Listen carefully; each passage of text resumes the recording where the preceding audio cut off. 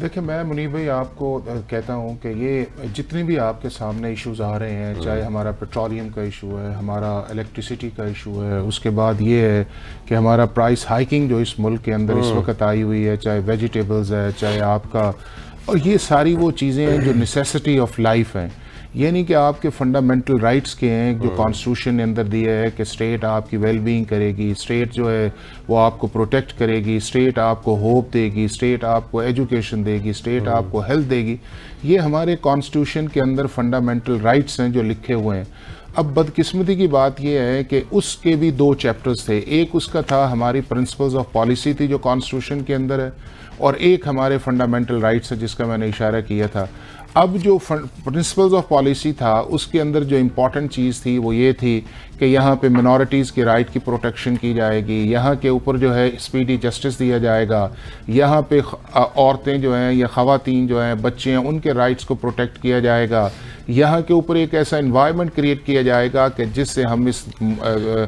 دنیا کے نقشے کے اوپر ایک اچھے طور پہ آئیں. لیکن بدقسمتی یہ ہے کہ ہم نے اس کو ایک آبلیگیشن کے طور پہ بھی نہیں لی. اب اگر آپ اس سارے پیرائے کو دیکھ لیں جو ہمارا 47 سے لے کے آج تک 2023 کے اندر آیا ہے، تو ہر ایک دن جو ہے وہ ہمارا ڈپ کے اندر جانا شروع ہو گیا، سوائے وہ پیریڈ کے اندر کہ جس کے اندر پاکستان کا 58 سے 68 ایسا تھا کہ جس کے اندر مینوفیکچرنگ بھی تھی، ہماری چیزیں بھی بہتر جا رہی تھیں، لوگ ہمیں ماڈل بھی کر رہے تھے. اور میں یہ سمجھتا ہوں کہ ان سارے اگر چیزوں کو دیکھا جائے تو ہماری جتنی بھی یہ ایلیٹ کلاس ہے یا پولیٹیکل کلاس ہے یا جو اس گورنمنٹس کے اندر آتے ہیں،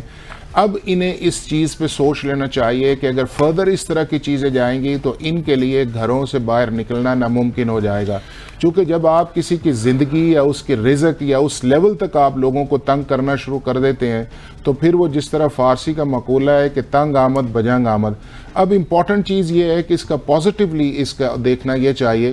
کہ ہمیں ایک تو یہ ہے کہ اپنی قوم کے ساتھ سچ بولنا چاہیے. دوسرا یہ ہے کہ بار بار ہم آئی ایم ایف کا ذکر کرتے ہیں کہ آئی ایم ایف سے یہ ایگریمنٹ ہوا، آئی ایم ایف سے ایگریمنٹ ہوا کہ آپ اپنی کرنسی جو اسے مارکیٹ کریں گے، آئی ایم ایف سے ایگریمنٹ ہوا کہ بجلی کی پرائسز، آئی ایم ایف سے ہوا کہ 60 روپیز آپ لیوی پہ لے گئے. بات یہ سنیں کہ اور یہ پھر آپ یہ کہتے کہ یہ کہتے تھے کہ پچھلی گورنمنٹ نے ایگریمنٹ کیا ہے، پچھلی گورنمنٹ کہتی تھی اس نے کیا ہے. اگر یہ آپ کو یہ پتہ ہے کہ یہ ایگریمنٹ نیشنل انٹرسٹ کے خلاف ہیں یا اس ملک کے عام آدمی کے خلاف ہیں، وہ تنگ آ گیا، آپ ان کو ختم کریں، ان کو بدل دیں، اور اس کے ساتھ ایک وائبل سچویشنز کے اندر آپ اس ملک کو لے کے، اور وائبل سچویشن یہ ہے، سب سے امپورٹنٹ یہ ہے کہ آپ اس ملک کے اندر سارا جو ہے اکراس دا بورڈ ٹیکس بیس آپ اپنی بڑھائیں،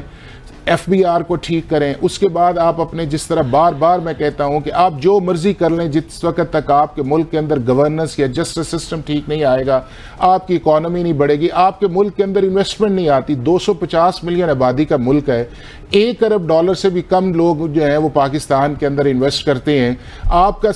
سارا جو ہے وہ پراپرٹی کے اندر انویسٹ ہونا شروع ہو گیا. اب آپ کس ملک کے لوگ اس طرح ہیں کہ آپ ایسا انوائرمنٹ کریٹ کر رہے ہیں کہ لوگ اپنی کرنسی چھوڑ کے ڈالرز کے اندر جا کے انویسٹمنٹ شروع کر دیتے ہیں، اور وہ چیزیں تو ان ساری چیزوں کے اندر کاسمیٹک جو چیزیں ہیں ان کو کرنے کی بجائے ہمیں ریئل ایشوز پہ آنا چاہیے. اور ریئل ایشوز یہ ہیں کہ اس ملک کے اندر 5 سے 10 سال کی ایک پالیسی بنائیں اور اس ملک کو ون لائن گورنمنٹ کے اندر لے کے آئیں. یہ جو مختلف ٹیئرز بنے ہوئے ہیں اس ملک، اگر آپ کاروبار کرنا چاہیں تو 67 قسم کے NOCs آپ کو چاہیے. اگر آپ کا کیس ہو تو آپ کو 20 سے 25 سال اس کے اندر چاہیے. آپ اس ملک کے ڈی سی کو، پٹواری کو، چیف سیکرٹری کو، اور اس کے بعد سیکرٹری ٹو فیڈرل گورنمنٹ، آپ ان کی ایکسس نہیں ہے، آپ ان کے ساتھ مل نہیں سکتے ہیں. اگر آپ کسی پبلک یوٹیلیٹی کے اندر جائیں، بل ٹھیک کروانا چاہیں، وہ بل آپ کا ٹھیک نہیں ہے. نادرا جائیں، کارڈ آپ کا نہیں. تو یہ ساری جو چیزیں سوسائٹی کے اندر انریسٹ کر رہی ہیں، ان کو ریئلائز کر کے اور اس ملک کے اندر ایک نیا سوشل کانٹریکٹ پہ جایا جائے، اس ملک کے گورننس کو بہتر کیا جائے، اور اس ملک کے جتنے بھی کرتا دھرتا لوگ ہیں جو سمجھتے ہیں کہ اس ملک کے اندر ان کا سٹیکس بھی ہے اور ان کی سروائیول بھی ہے، اور اسپیشلی وہ سارے محب وطن جو ہیں، اب ایک ایسی سمت کی طرف جایا جائے. اگر نہیں جائیں گا، بات دیکھیں آپ نے آج کہا کہ سری لنکا سے بھی نیچے چلے گئے ہیں روپیز کے اندر. اور ابھی جو ایک ریسنٹ رپورٹ آئی ہے وہ اب یہ کہتے ہیں کہ جی ہمیں اس چیز سے نہیں ہے کہ پاکستان کا ڈکلائن جو ہے وہ اس لیول پہ چلا گیا کہ افریقن کنٹریز جو ہیں ان کو بھی پیچھے چلا گیا. ہمیں اس فکر کی ہے کہ